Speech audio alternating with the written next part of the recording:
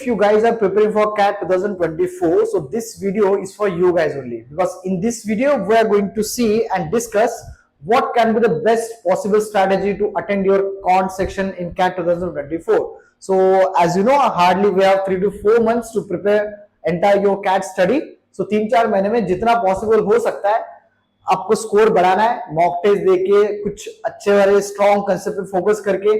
अब oral syllabus पे हम बात नहीं करेंगे, लेकिन एक क्वांट के लिए 22 क्वेश्चंस में से, जैसे आपको पता है कि 22 क्वेश्चंस आते हैं क्वांट में 40 मिनट के लिए, तो 40 मिनट में 22 क्वेश्चन में से कौन सा वो क्वेश्चंस होगा, कौन से वो एरियाज होंगे जिसपे आप अच्छे से काम करके और ज्यादा स्ट्रॉन्ग को स्ट्रॉन्ग करके एक अच्छा खासा स्कोर ला सकते हो। तो बात करेंगे हर एक टॉपिक की जो आप स्ट्रांगली उसको अटेंड कर सकते हो या तो स्किप कर सकते हो। तो ऐसा पूरा काउंट में आपको अच्छे से डिफरेंस बता के समझाऊंगा कि ये वाले टॉपिक्स यहां से इतना स्कोर आता है, वो वाले टॉपिक्स वहां से उतना स्कोर आता है। लगभग आपको इसका तो आइडिया है कि पूरे 22 क्वेश्चन में से जो भी चैप्टर्स डिवाइडेड है, हर एक चैप्टर का अपना अपना एक वेटेज है।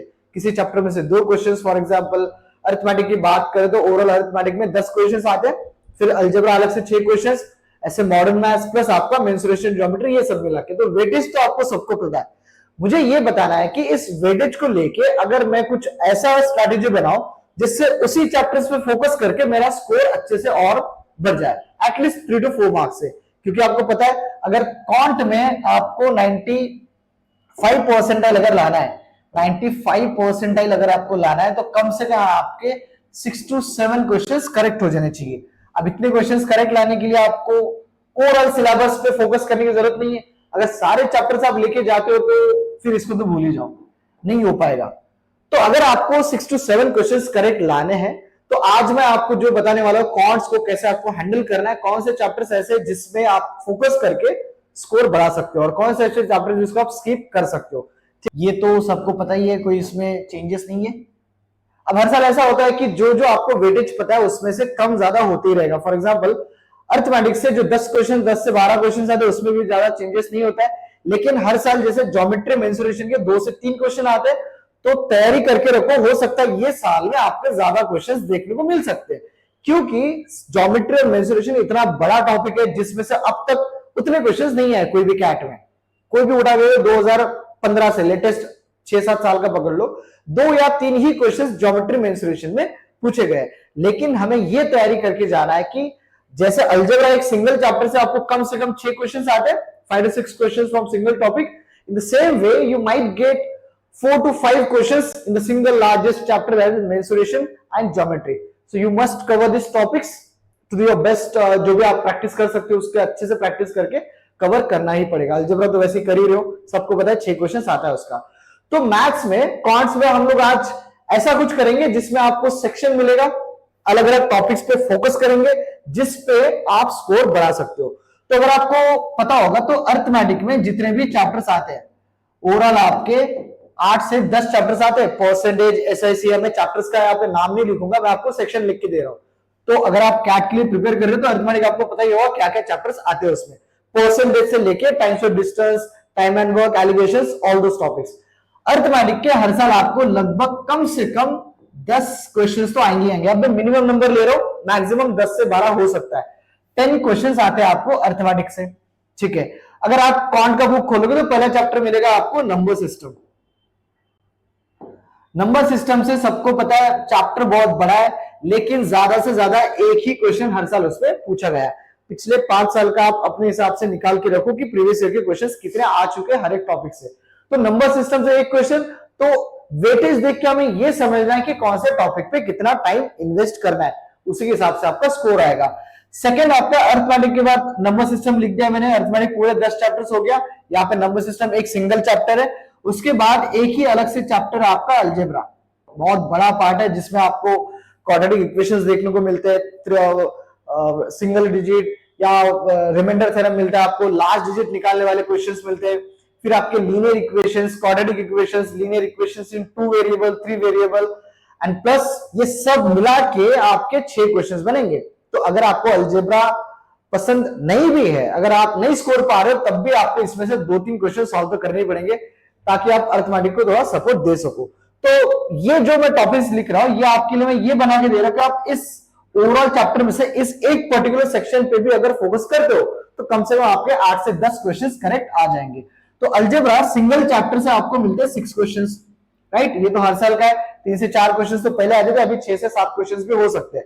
और अलजेब्रा के बाद बात करेंगे हम लोग मॉडर्न मैथ्स। मॉडर्न मैथ्स में क्या क्या टॉपिक्स आते हैं आपके?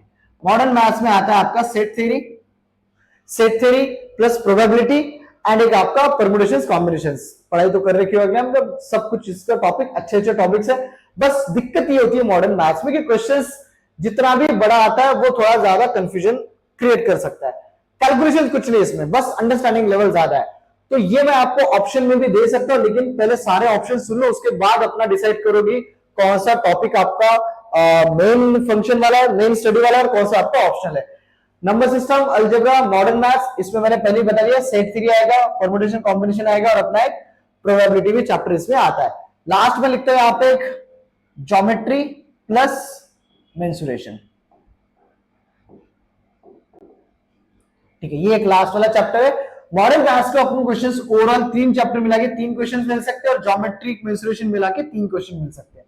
तो ओवरऑल अगर करेंगे तो ये 10 और ये सब कुछ मिला के लगभग 20 to 23 क्वेश्चंस हो रहे हैं, प्लस माइनस ऊपर नीचे होगा, लेकिन ओवरऑल आपको 22 क्वेश्चंस आने वाले। तो पॉइंट ये है कि अभी ओवरऑल क्वांट अगर इस सेक्शन में डिवाइड कर रखे, तो ओवरऑल अगर सिलेबस की बात करें तो भाई ये भी करेंगे, ये भी करेंगे, ये भी करेंगे, सब कुछ करेंगे, तो क्वांट में आपका स्कोर नहीं आने वाला। मुझे किसी एक पर्टिकुलर सब्जेक्ट में जाना पड़ेगा, उसके हिसाब से आपको स्टडी करनी होगी। अब एक इसमें और टॉपिक में मिस कर रहा हूं, यहां पे लिख देता हूं। एक था अपना कोऑर्डिनेट ज्योमेट्री और प्लस ट्रिग्नोमेट्री। अब ये वाला जो मैं हूं यहाँ पे ऑप्शन के लिए रख देता हूं, क्योंकि इसका क्वेश्चन या तो आएगा या तो नहीं आएगा। हो सकता है एक ही क्वेश्चन आता है हर साल, इसका 0-1-0-1 इसी बीच में खेलता है, ये एक ही क्वेश्चन लेता है। अब हम बनाते हैं यहाँ पे ऑप्शंस। अर्थमेटिक जो मैंने स्क्वायर में रखा है ये तो कंपलसरी है, तो प्लीज कृपया करके ये मत सोचना कि अर्थमेटिक में से मैं sir profit and loss skip कर सकता हूं। नहीं, अर्थमेटिक में आपको सारे चैप्टर्स अच्छे से करने ताकि आपका स्कोर अच्छे से आ जाए। अब अर्थमेटिक के साथ अगर आपका पहला ऑप्शन बनता है तो ये बनेगा आपका अलजेब्रा, तो 10 प्लस ये 16, तो पहला ऑप्शन ये हो गया आपका अलजेब्रा प्लस अर्थमेटिक। अगर आप इसी 2 टॉपिक्स पे फोकस करते हो तब भी आपके अटेम्प्ट्स कितने होने वाले? 10 + 6 16 अटेम्प्ट्स होने वाले। तो 16 में से कम 8 से 10 भी क्वेश्चंस राइट आने के चांसेस है। तो जब मैं आपको ऑप्शन दे रहा हूं, इसका मतलब ये नहीं कि बाकी चैप्टर्स आपको छोड़ ही देने, नहीं, स्टडी तो करना है, लेकिन पार्ट टाइम मेन जो हमारा स्कोर है वो इस पे आएगा। फुल टाइम वाला जो होता है वो ये होगा, पार्ट टाइम थोड़ा सा ऑप्शन रख के इस पर भी फोकस करना, लेकिन ज्यादा से ज्यादा क्वेश्चंस आपको एक ही सेक्शन से, ये अर्थमेटिक प्लस अलजेब्रा से सॉल्व करना है कैट लेवल के, तब जाके कुछ 8 से 10 क्वेश्चंस आपके करेक्ट आने के चांसेस है। दूसरा अगर ऑप्शन की बात करें हम, तो अर्थमेटिक के साथ एक मॉडर्न मैथ्स दे सकते हो, जिसको प्रोबेबिलिटी मेंसुरेशन अलजेब्रा नहीं पसंद आ रहा है तो मॉडर्न मैथ्स दे सकते हैं। So modern maths plus geometry करना पड़ेगा फिर उनको, तो ये होगा आपका 10, 3 and 3, फिर भी 16 क्वेश्चंस बन रहे हैं आपके। 16 से 17 क्वेश्चंस अटेम्प्ट कर पाओगे आप, तब भी आपके आएंगे इसमें से 8 से 10 क्वेश्चंस। तो ये ऑप्शन उनके लिए जिनमें अलजेब्रा में थोड़ा सा लेके दिक्कत चल रही है, तो आपको फिर modern maths plus geometry mensuration ये करना पड़ेगा। तो जहां पे एरोस दिख रहे हैं वो एक ऑप्शन है, ये वाला एक ऑप्शन है, ये आपका खत्म हो गया अर्थमेटिक प्लस अलजेब्रा। दूसरा मॉडर्न मैथ्स प्लस, ये आप अच्छे से लिख लो, मैं ये ऐसे रखूंगा, थोड़ा टाइम भी देता हूं आपको, अच्छे से इसको लिख लो। उसके बाद एक और ऑप्शन बनता है, जिसको मॉडर्न मैथ्स पसंद नहीं है वो क्या कर सकते हैं, अर्थमेटिक को उठा लो और ज्योमेट्री में डाल दो। सो अर्थमेटिक प्लस ज्योमेट्री कितने हो रहे? 10 और 3 13 हो रहे, और इसमें आप एक नंबर सिस्टम डाल सकते हो। सो नंबर सिस्टम से मैंने आपको तो एक ही क्वेश्चन लिखा है, लेकिन 1 से 2 क्वेश्चंस बनने के चांसेस है, तब भी आपका एक ऑप्शन बनता है। अब एक लास्ट ऑप्शन देता हूं जो थोड़ा सा बड़ा हो सकता है, लेकिन अच्छा ऑप्शन बन सकता है आपका लास्ट वाला ऑप्शन, जो मुझे लगता है आप लोगों ने ट्राई करना चाहिए। एक ऑप्शन यहां पे मैं आपको ये दे रहा हूं,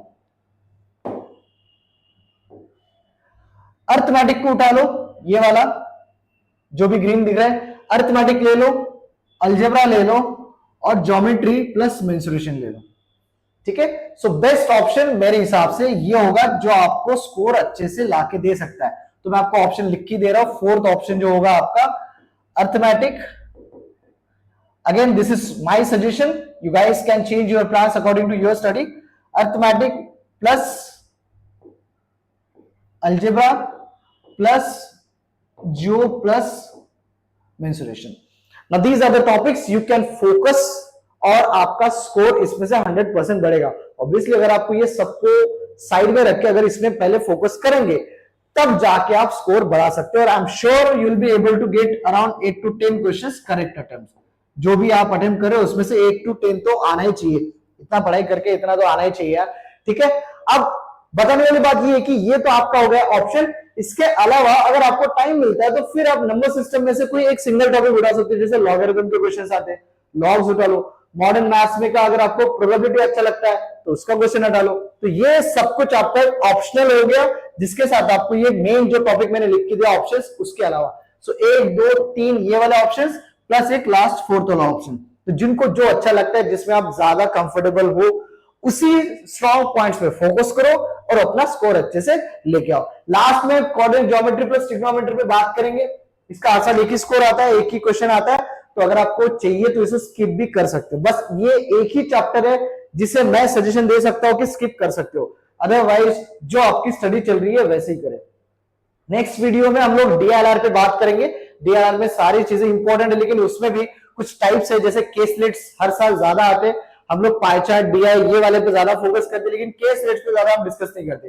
केस लिट्स आपको ज्यादा सॉल्व करने पड़ेंगे। So in next video we will try to cover whatever topics or whatever types whichever is there inside of DILR. So आज के लिए इतना ही। I hope this video will be helpful for you guys to prepare your quant section for CAT 2024. Alright, और एक चीज last, एक workshop हम arrange करने जाने वाले 2024 कैट का एग्जाम जो भी प्रिपरेशन कर रहे हैं उनके लिए एक आस्क एमबीए के ठाणे एंड वाशी सेंटर पे दोनों जगह फ्री वर्कशॉप हम अरेंज करने वाले। तो जिनको भी चाहिए वो आ सकता है, आपको स्ट्रेटेजी मिलेगा। यही सारी बातें होंगी जिसमें वर्बल डीएलआर की बातें हम करेंगे। तो वीडियो में मैं आपको लिंक डाल दूंगा, आपको ऑप्शन फॉर्म भरना, वहां पे रजिस्ट्रेशन फॉर्म गूगल फॉर्म करके बस अपना नाम और जो भी वहां पे पूछा जाएगा डाल दो।